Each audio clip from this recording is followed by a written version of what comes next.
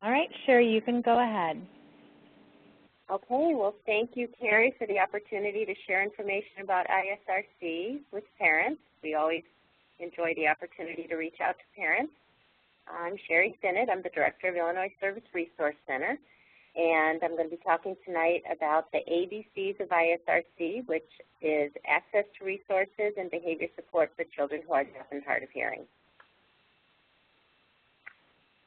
And Carrie, I'm clicking on the arrow that says I should be able to go to the next page. You are now the presenter. So there we go. So the Illinois Service Resource Center is funded by the Illinois State Board of Education, and we're funded with federal funds through the Individuals with Disabilities in Education Act. We are a statewide service and resource center, so we cover the entire state of Illinois. And we are partners with something called the Illinois Statewide Technical Assistance Collaborative, and this includes agencies that provide support for behavior, for autism, for least restrictive environment, parent support. It's a collaborative of agencies that come together to provide support for parents of children in special education. So ISRC was established in 1993, and I've been there the entire time, so 21 years, coming up on 22 years this year. It was established by something that at the time was called the Hearing Impaired Behavior Disordered Board. And one of the main reasons that this group came together is that some people were noticing that children who were served in deaf and hard of hearing classrooms, the teachers would say, for some of the students, we're not really able to address the behavioral concerns. So they would go to the IEP meeting and they would change the primary disability to, at the time it was called behavior disordered, and the following year they'd go into a behavior disordered classroom, and those teachers would say we can't meet the needs of the hearing loss. And so the children were flipping back and forth year to year. And so this group of people said what we really need to do is get the teachers of the deaf and hard of hearing, get their capacity built up to be able to address the behaviors themselves so that we don't have this flip-flopping going on. So through their efforts, Illinois Service Resource Center was written into the Illinois School Code, and so we are now part of the general services provided by the Illinois State Board of Education. So as far as resources, we have a newsletter that comes out twice per year, and anybody who's interested in receiving that, you can send us an email or let me know at the end of this presentation, or you can sign up online. This is a paper newsletter. We still send one out. And then we also have a monthly digital update that goes out by email, and this has links to calendar items, to just to various items of interest relating to hearing loss behavior, sometimes autism, sometimes general special education issues, just various things that people would be interested in looking at as a resource. We also have an actual resource directory put together for behavior support. So if people are looking, say, for parent information, for legal information, school-related, all sorts of resources related to behavior support for children who are deaf and hard of hearing. So I put in a few screenshots of our website, and if you go to our website, you'll be able to take a look at, these are the newsletters that I've been talking about. Over on the left-hand side, we have some videos that you can view to learn a little bit more about the resources that we provide. So we have a library, and this is really one of the most popular things that gets used at ISRC. We have over 1,200 items. We have books, videos, games, we have audio books. And what we do is if somebody requests the items, we'll mail them to you with the return postage included. And there's really a wide variety of items. And if you go on our website, you can do a search through the catalog for the different types of materials that we have available. So some of the topics covered are deaf culture. We have a lot of sign language materials. One of the most popular things that gets checked out is we have a lot of signing times videos, and so we send those out to a lot of parents, and we kind of get them on a rotation. So they'll borrow one, and then when that one gets sent back, we'll send them another one so that they've always got one at home to use. We have games, sign language bingo, some behavior games. Let's see, we even have novels, like some of the Marlene Matlin novels for teens. Really a wide variety. People really use our library. We actually have a part-time librarian on staff. That's how much this resource gets used. And there we go. Here's what the website looks like on the library page. We have some reading lists, as you can see, so that if you wanted to see a list of items related to a specific topic. We also have ASL Literacy packets on the website, so that includes books that have a video of somebody signing the book, as well as some activities that go with each of the books. And I think we have Rainbow Fish, The Very Hungry Caterpillar, and several other books as well.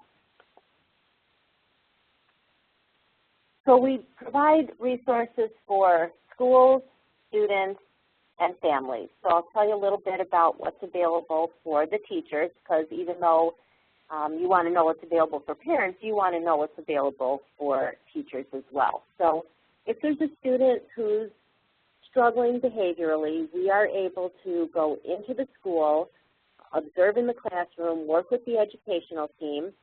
The ideal situation is we set up what's called a home school team. So this is not an IEP team. It's an opportunity for the home and the school to collaborate together on behavior support. So if you've got sometimes a student behaving different in each environment, and so sometimes we'll get a phone call that says the parents are saying the child is fine at home, but there's behavioral concerns at school, or it's the opposite. There's I don't remember which one I said first, but there could be behavioral concerns at home but none at school, or behavior concerns at school and none at home. So what we want to do is bring the home and school together and say, how can we all be on the same page? How can we be consistent in the interventions that we're using so that the child sees that all of the adults are working together? Sometimes the teachers need to collect some data on the behavior and they're not quite sure how to go about doing that, and we provide coaching on that. We'll help them identify what's the behavior that we want to collect data on, what's the best data collection method, and then we'll sit in the classroom and do the data collection at the same time as the teacher so we can kind of check, is everybody collecting the same type of data. We have behavior teams that we've identified at 25 different deaf and hard of hearing programs around the country and around the state, and 4 times per year we bring everybody together and we bring in speakers from around the country to come in and give training on different topics. We also have an online e-learning academy so that teachers who aren't able to attend the behavior team trainings can still view the videos and get their continuing education credits for that. We have somebody on our team who works with teachers to build up their classroom management skills. This can be brand new teachers, it can be teachers who've been itinerant and are coming back into the classroom, or even a veteran teacher who just really wants to focus on that broader classroom management. We've got individual student behaviors, but teachers need to be able to work with the entire class as well. We also have something new that we started, and this is model classroom recognition. Again, if you go on our website, you can see some examples of this in the educational section, and we have identified a rubric or a table of what are the features of a classroom that is effectively implementing classroom-wide behavior management. And teachers can use a checklist and see if they meet the criteria and then apply for this recognition. And then we go in and we interview them and we take pictures and videos and share examples of what the best practices look like in these classrooms. And then we also provide school-wide positive behavior support. Probably a lot of you have children who are in schools that implement PBIS, positive behavior interventions and support, and we provide coaching and other types of support for those teams. We also work with students.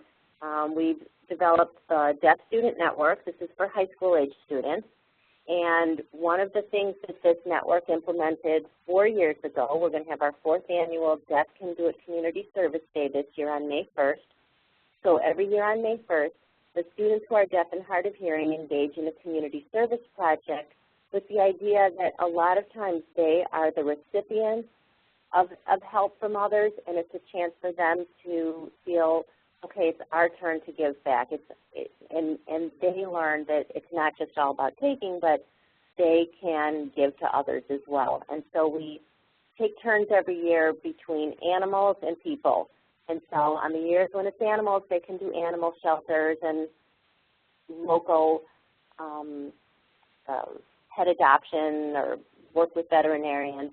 And then on the people year, it can be hospitals or food banks or, you know, any type of community agency that's going to provide support for people. We also have a leadership day every fall, again, for high school students. We have this at Wheaton Park District. It's one of those team building courses, and we invite all of the high school deaf and hard of hearing programs to each send one student from each of the 4 grades, and they come together, and a lot of the students are hard of hearing, and maybe the only hard of hearing person in their classroom, and it's just a great chance for them to spend time with other students who are deaf and take a look at the various communication modes that they're all using.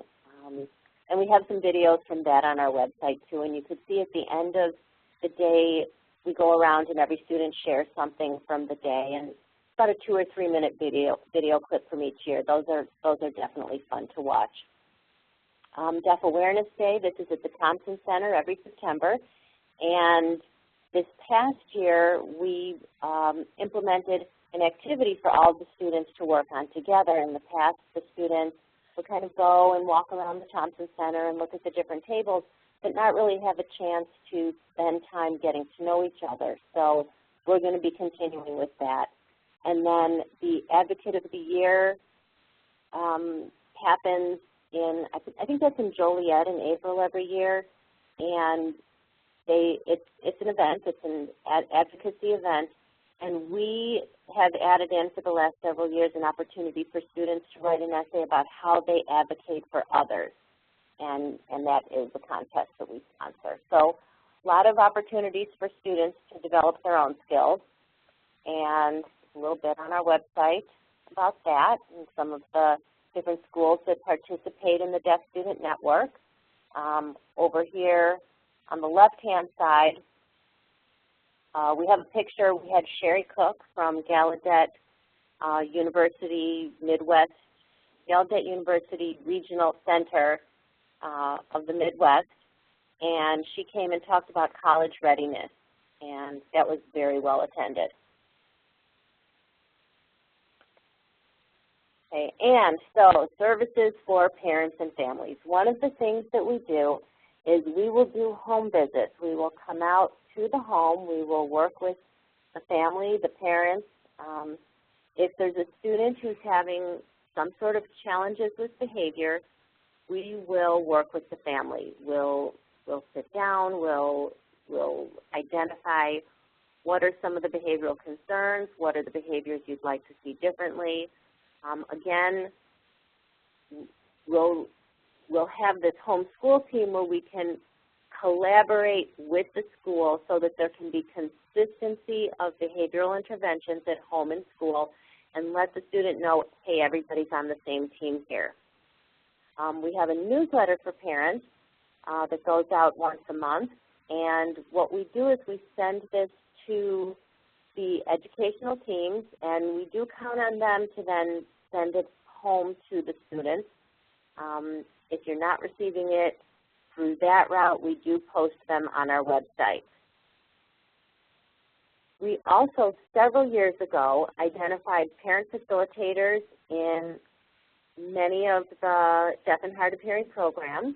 If you are in an area that does not have a parent facilitator and you're interested in this position, please feel free to contact me, because we would like to have a parent facilitator in as many deaf and hard of hearing programs as possible. And the goal is to increase parent involvement.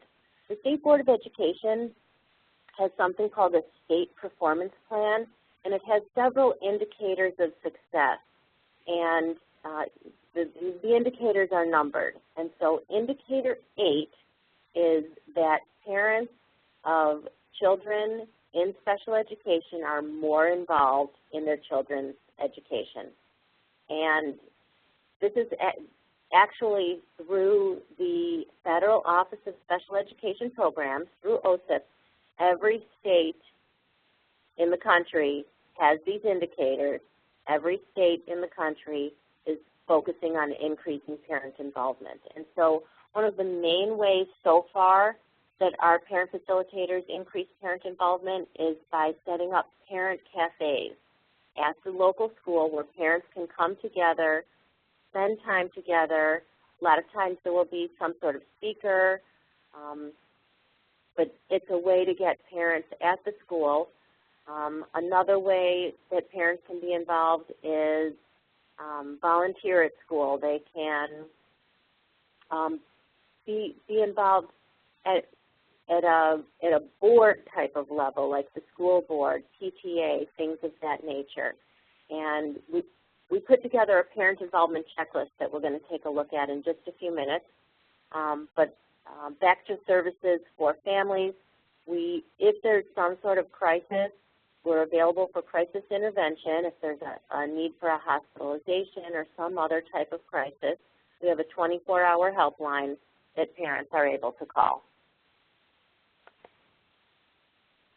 Okay, so this is a quick look at the parent page of the ISRC website. We have at the top some cochlear implant videos. One is by an audiologist who herself wears a cochlear implant, Tina Childress. Some of you may be familiar with her.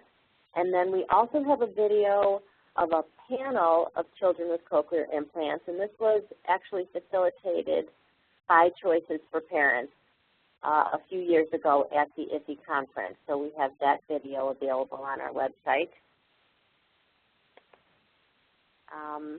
Also from our website, we have a link to something called the Special Education Record Keeper, and this is a publication of the State Board of Education. We have a link to get a copy of that, and it really is useful as a log of various things that are happening in your child's education, and it's a good way to track over time some of the things that are going on, and it's very helpful in preparing for IEP meetings.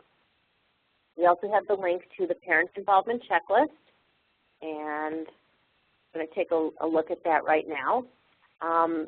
So Joyce Epstein from Johns Hopkins University has identified a framework for 6 types of family involvement. And so she's identified them as parenting skills, communication between home and school, volunteering, learning at home, and the opportunities we provide for learning at home, even though we're not at school, it's a connection to school because we're focusing on education.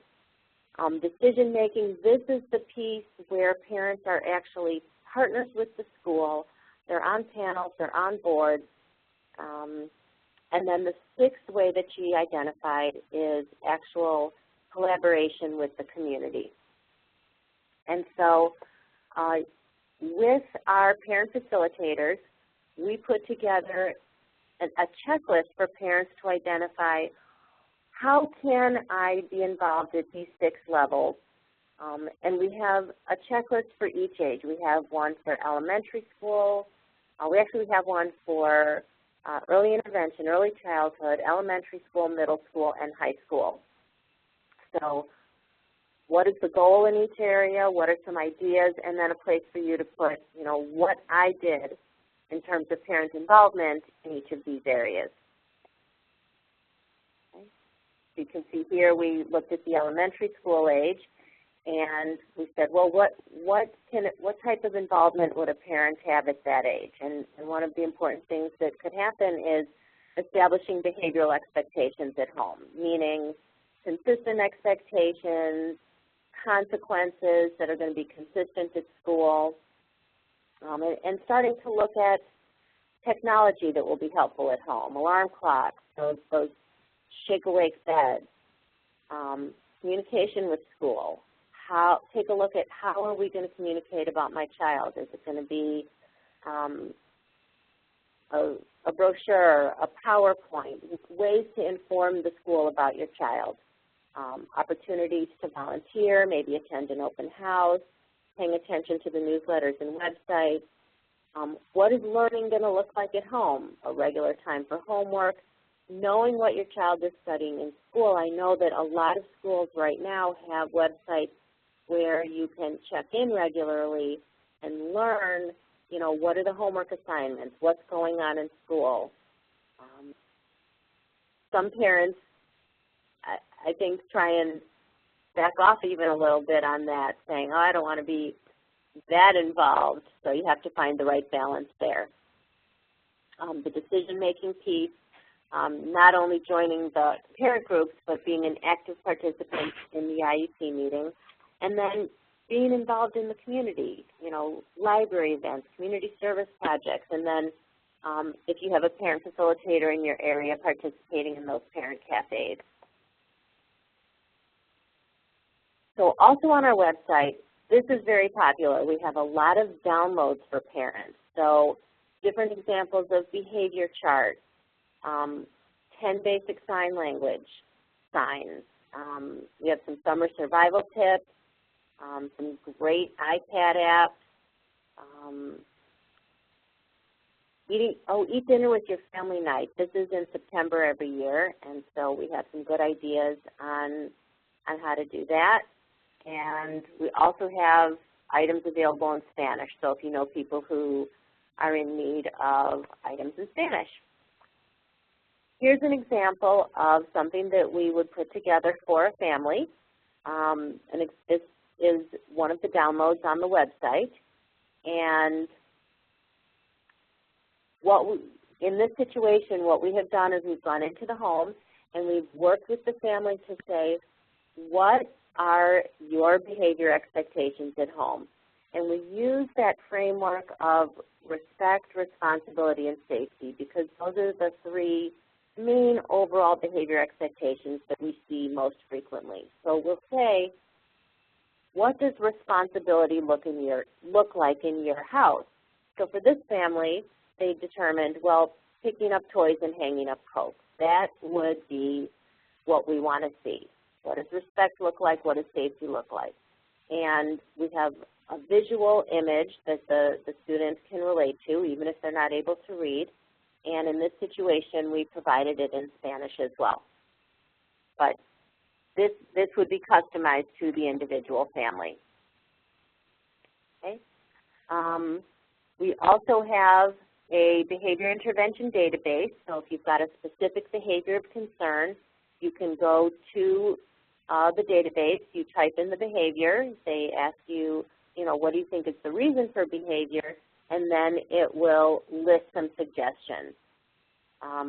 Game night, this is something that we put together for parent cafes, but it's also available just to use in your home. We've got directions on how to play several card games. We've got a video in sign language explaining how to play the game. We've got the materials. So this came about as a result of some of our home visits and the observation that there are some parents who really cannot even sit down and play a simple card game with their child. And we thought, what can we do to provide the resources so that this can happen? So that is also available on the website. Okay, so we're talking a lot about behavior and you know, what is so important about behavior. And as we can see here, it's behavior that really contributes often to somebody's success, not just their skills and abilities.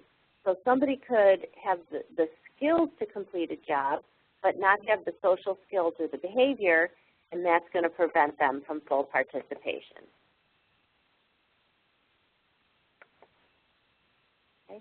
And so what do we do about the behavior? We have a framework that we use, and we call it using your temper. And what that means is we want to teach, model, prompt, and reinforce expected behaviors. And so if we think about that slide we looked at a few minutes ago that has the pictures and the behavioral expectations, the first thing that we want to do is identify what's the behavior that we want to see. And that's actually one of our most common interventions and ideas that we talk about with families is say the behavior you want to see versus the behavior you don't want to see. So for example, if somebody is coming into your house, we might say, please don't wear your shoes into the house. Okay, that's an example of saying what you don't want to see. So think for a minute how you would flip that around and say the behavior you do want to see. And I've worked with some families and asked them that question, and they will say, well, I would say, please don't wear your shoes into the house. And that is very polite, but you're still not saying it positively. So saying it so that it's the behavior you want to say is, please leave your shoes by the door. And that's a very simple example, but if we build on that, whatever is the behavior that's happening that we don't want to see, we have to flip it around. Because if we just say, you know, stop hitting your brother, or, you know, stop throwing your food on the floor, whatever the behavior would be, okay, what do you want me to do? Okay, so please leave your food on the plate. Please keep your hands to yourself. Please use calm hands. Please use nice hands. Whatever it is we come up with as the language, we identify the behavior we want to see, and then we teach it. So we could teach it just by explaining it. We could teach it by making a video of it and video modeling it. We could create a social narrative by taking some pictures and writing a story and then reading the child the story regularly about this behavior that we want to see. And then we're going to model it. We're going to practice it. We're going to role play it. We're going to demonstrate it. And then we need to prompt it. And so prompting needs to happen before the behavior. And so when we go into a situation where the behavior might occur, we might have a reminder. Hey, remember how we practiced such and such behavior? Hey, let's remember to do it the way we practice. Prompting ahead of time and reminding to use the expected behavior. And then some sort of reinforcement. So for some children, the reinforcement could be a high five. It could be praise. Some children need something a little more formal. You know, hey, if you can demonstrate the expected behavior, you know, for 2 hours you get a star or a smiley face. And once you get, you know, 5 smiley faces, you know, something fun will happen. You can pick the menu for dinner. You can color placemats that we'll all use for dinner. You get to pick the movie we watch for dinner. Again, all of these examples are not necessarily, oh, we're going to go buy you something, but it's an opportunity to have a privilege or to participate socially with the family somehow. so here's this opportunity to practice a little bit. And so we're going to state the behavior you want to see. So we're going to use the chat a little bit here. And so take a look at these, and if everybody would, just pick one of these. Take a look at the behaviors you don't want listed here, and type into the chat a behavior that you would want to see related to one of these. We're going to wait a minute and see if we can get a few people responding in the chat here.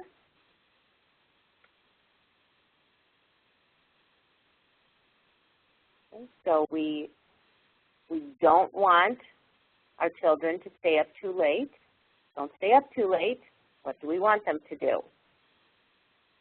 We don't want them to be postponing breakfast. We don't want them to be late to school. So, for example, we want them to follow the bedtime routine. We want them to put their pajamas on by 8 o'clock. We want them to be at the breakfast table by 7:15. We would have a routine that we would want them to follow. And Kristen has said, use your nice hands, keep your hands and feet to yourself. Excellent. So that would fit in very well with the kicking and the hitting and the aggression and out of control. So instead of saying, don't kick, don't hit, we would say, use nice hands, keep your hands and feet to yourself.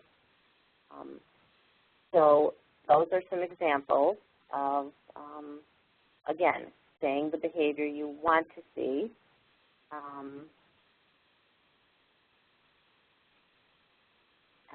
And I'm looking at the chat. It says make sure you message Sherry. She is the presenter. So it looks like maybe some people went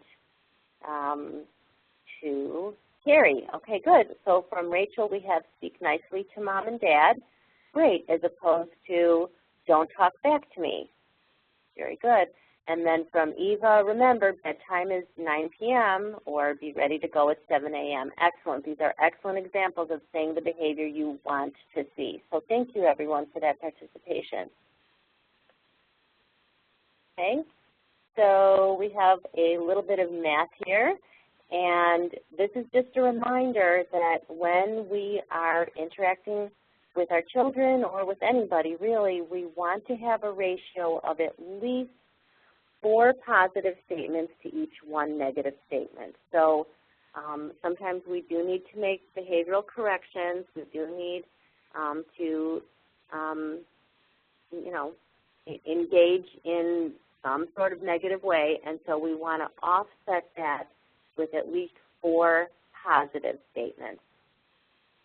And then we have this cute little graphic here about that. Just remember, as any time that a negative statement comes up, to balance it out with the 4 positive ones.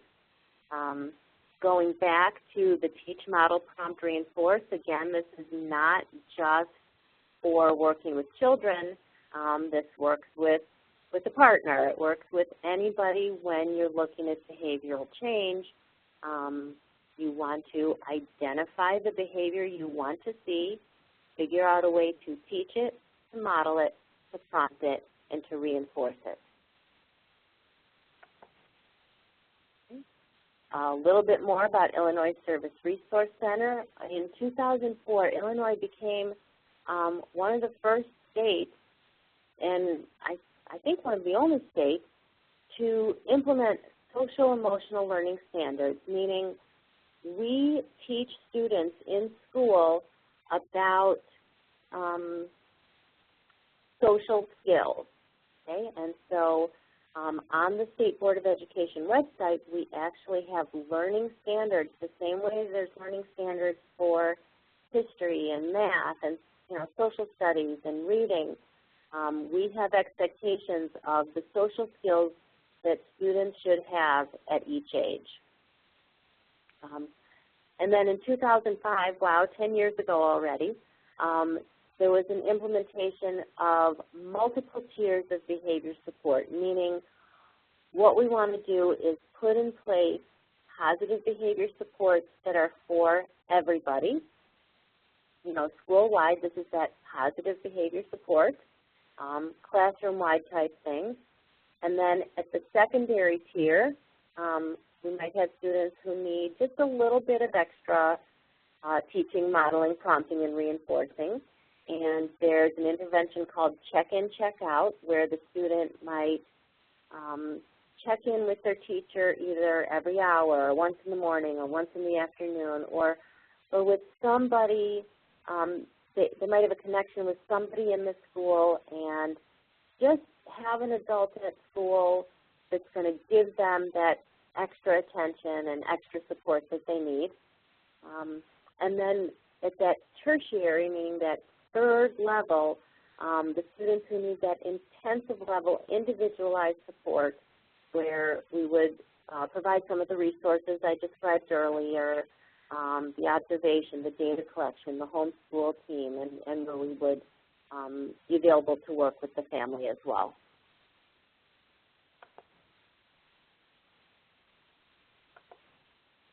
Okay, and this is kind of a visual depiction of what I just described. And if you think about this, you can see on the left-hand side, this explains it on the academic side, and it really makes sense. Think about a reading curriculum. So a school might select the reading curriculum, and they would say, this is how we're teaching children to read. And so about 80 to 90% of the students using that curriculum, they're going to learn how to read. Well, you've got about 5 to 10% of the students who might need some extra support, some smaller reading groups to be able to learn how to read. And then you might have some students who just really need some sort of intensive one-on-one instruction in order to be able to learn how to read. And then the same thing applies on the behavioral side. You've got, you put this positive behavior interventions in place, and 80 to 90% of the students are going to respond. They're going to demonstrate respectful, responsible, and safe behavior, and they're going to flourish under that system. About 5 to 10%, they're going to need some of those targeted check-in, check-out, social skills groups, a little bit more intensive level of support. And then this says 1 to 5%. Some people say 1 to 3% of the students need just that really intensive level. They might have an individualized behavior support plan. And so this is a nice way to think about that model. Okay. So back to using your temper and finding ways to teach, model, prompt, and reinforce those expected behaviors. And I've got my contact information here. Typically when I present, I do it in a little bit more of an interactive type of format. So I know we've all been asked to hold questions to the end. So this would be a great time to ask questions.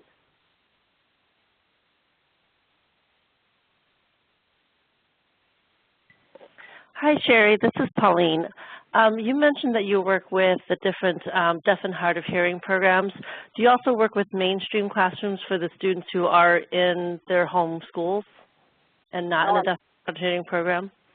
I'm so glad you asked that. Thank you. We absolutely work with any child who's deaf and hard of hearing throughout the state. And so we have a bit more of a pipeline into the deaf and hard of hearing programs, but we also get calls, oh my gosh, from parents, from itinerant teachers, from administrators, from general ed classroom teachers. Absolutely. Any child who's deaf or hard of hearing anywhere in Illinois, they do not at all have to be in a deaf and hard of hearing program.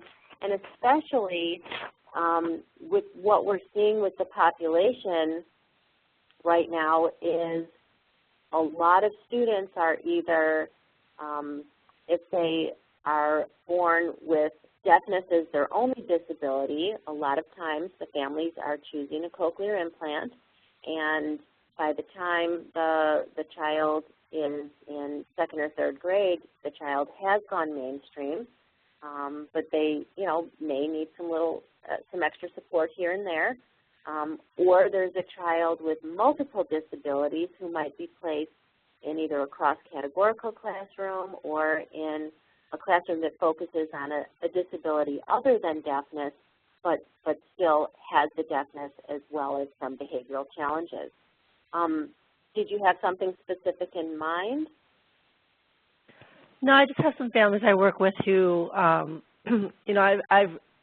referred them to ISRC as a resource, and I think that's one of the questions, that they're not in a deaf program. I think the other question that I often get is, how severe a behavior does a student need to present to get help? It could be something as simple as, I'm trying to remember, a family said that they have a child in the mainstream classroom, and sometimes it's the deafness that causes her to have some behavior issues in the classroom, and sometimes they're not sure if it's a behavior issue or is it a deafness issue, are they new to the mainstream? So how severe a behavior problem does a child need to have for ISRC to intervene? We don't have a scale, and we're zero rejects. If there's a behavior that's causing a concern to the teacher or the family, that's all that needs to happen. Great, thank you so much. Sure, absolutely. Hi, Sherry. This is Eva. Hi, Eva. Hi. So when you do go to visit a family in their home and give them, some advice and resources for different behaviors and stuff, do you guys follow up, or is it just a one-time visit? We do. We definitely follow up. What we do is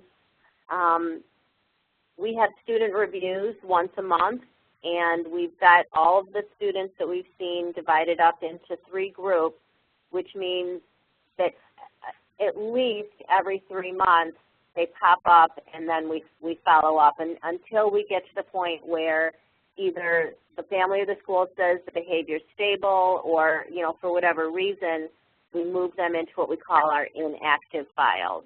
But really, the State Board of Education does not want us to show up and just work one time with somebody, because research from several places, but specifically Joyce and Showers, if anybody's interested, Joyce and Showers has done research that just showing up and doing a training or working with somebody one time is not going to result in behavioral change. And really, you do need training, or meeting with follow-up coaching and assistance in order to make a difference. Okay. Thank you. Sure.